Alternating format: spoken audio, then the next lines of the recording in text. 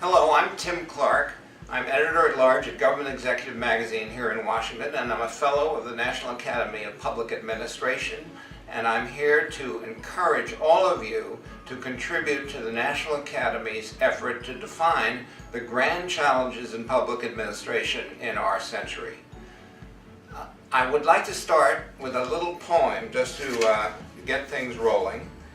Bridges and trains and getting to work, rising seas, sinking cities, and let's never shirk, schooling and training and securing the nation, and figuring out how to treat immigration.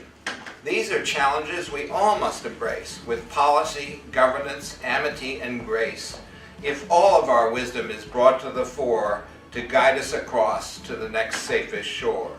Now, let me tell you a little bit about my own experience with these topics.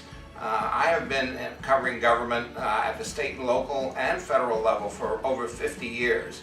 At the state level in Albany, New York, where I started Empire State Report, in Washington at National Journal, where I was a founder in the 1970s, at Government Executive Magazine, which studies the operations, the execution of the law, the operations of federal agencies in Washington as well.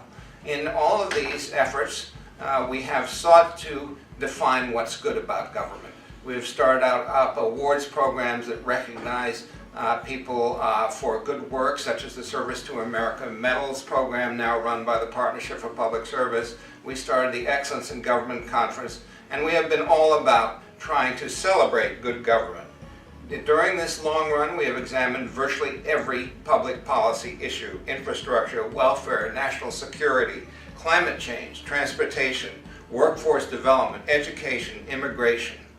And of course, the government's role in these matters is often, most instances, defined by elected officials. But as we have learned, there's a long way to go between a bit of legislative language and a program that actually benefits people fairly and efficiently.